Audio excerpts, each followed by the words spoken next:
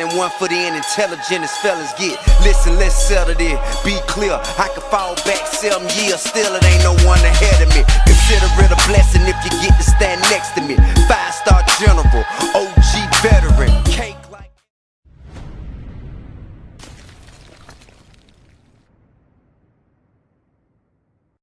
What's up, everybody? Welcome to Bios3 Raw TV. Today we're going to talk about something that I've actually been talking with my clients about a lot lately, and just people in general. I've been getting emails from, messages. I mean, it's actually been taking off quite a bit more since I discussed the relationship with food video, and that is eating disorders. And not just specifically eating disorders, but eating disorders based on the fact that they are brought on by competition diets. So we see this a lot where I don't think the diet or competition is to blame. I think the person themselves already has some kind of addiction to food or food issue or eating disorder or something before they even start. But the problem is, you know, it is like a trigger. Like, it basically brings out the worst in that person as far as their addiction or food or whatever the case may be. So like I said, I don't think the diets and competition itself is causing it. But I was contacted by, let me see what her name was again. Kelly Davidson is her name. She's at Rutgers University, class of 2017. And they're actually doing a study on, what they're doing is they're surveying to do this study on post-competition diet binge eating phenomenon. Which many people, many people, they start, I mean, they come off the fucking stage, and they start binging on cookies and cake. And I remember we were at Aaron's show last year, I think. It was the OCB show last year, and there was this guy with this like long beard, right? He was like a physique competitor. And he was standing there, and they bought like cakes and cookies and shit for people after the show. And they had him backstage, and after the night show, you come off stage, and people could have their quote-unquote treats. I hate that fucking word. But this guy started eating, and all of a sudden he gets this look on his face, almost like a pale green look. And he looks at me and Aaron, and he goes, "It's amazing how fast you can go from starving to eating yourself sick. It's less than 4 or 5 minutes, and I feel fucking like I'm gonna die because I've eaten so much that my stomach hurts." And it wasn't like a piece of cake. It was like the guy had a fucking whole cake. You know what I mean? Like, and he binged right then and there as soon as he came off stage. And I'll be the first one to admit, you know, like when I was done with competition, I wanted to eat. You know, I was fucking hungry that day. I wanted to eat, but I wasn't to the point where I was going to eat till I was fucking sick. Like, we sat down, Aaron and I sat down. I had calamari rings. I had a burger. I had a few French fries. I don't even think I ate all the fries. I ate a couple Reese's peanut butter cups. It was like random shit here and there. I had some more fluids. I put some more fluids back in me. I had like a smoothie thing, and went to bed.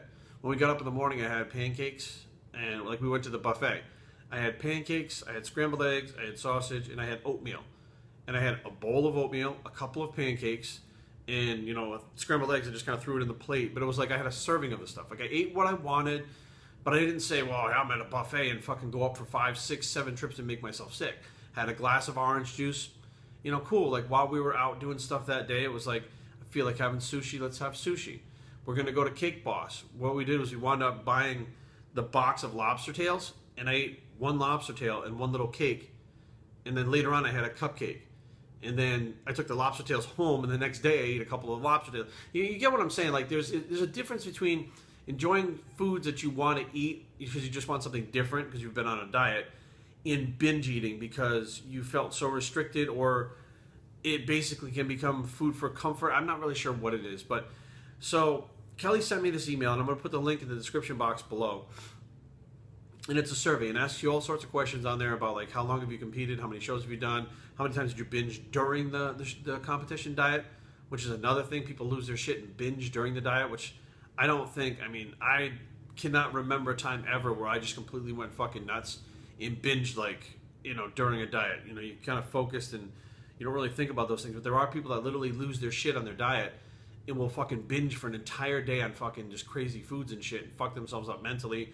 And that's what it really is. It's a mental thing. It's not a physical thing. But they ask you all these questions, like your age and stuff, and they're going to compile all this data and try to figure out what the common denominators are and how many people are affected by the post-competition binge. And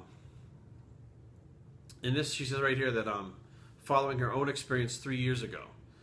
So I don't know if that means she competed or what the case is, but in any event, it's for a Rutgers study that they're doing. There's a Instagram at KD Beep Beep. I guess Kelly Davidson Beep Beep. She can be accessed there. You can talk to her there and stuff. She says, I hope these survey results can help provide insight into post-competition eating behaviors. It will help competitors in managing these behaviors in the future. Thank you again for taking the time to read this. Your participation is greatly appreciated. More than happy to answer any questions for you. Here's the thing. Not many people are studying this. You're not going to see scientists come out with a big-time study about competitors because they don't fucking care about competitors. Okay? Competition is something you choose to do yourself. You put yourself through that. So they're probably like, why the fuck? We want to know about eating disorders for kids in fucking high school before they even get to the point of fucking doing that shit. They're not looking towards, they probably don't even realize that competitors have such a widespread issue like this. And it's not just women. I mean, women tend to have a worse time with it. I got men clients too that go through it. I mean, there's nothing to be ashamed about it. There's nothing to be embarrassed about. It is what it is. But, and I actually just talked to a client today after she watched that video, and she said flat out that, she realized this whole relationship with food thing was bad, and she went to therapy for it, and actually helped her out. So if you're watching this video now and you got something out of that video, there's no shame. I went through therapy. I went through fucking tons of therapy for my heroin addiction. And I found out that I was doing the drugs to self-medicate because I was molested as a kid. My cousin tragically dying, who was my best friend in a car accident at a young ages, and I was like 22, 23. That fueled this drug addiction. Had I not gone through that therapy, I would have never figured that out and never been able to get control over my addiction. So you see, sometimes you just can't do it on your own. And I'm glad that these people like Kelly Davidson are doing this, and other people are starting to pay attention and look into this stuff. So click the link down below and take the survey, please, if you have a few minutes, and help these people out. Biosecurity@gmail.com. Leave comments down below, but don't fight. www.biosecurity.com is a blog. It's to help them with post-competition diet behavior bicep, and we're out.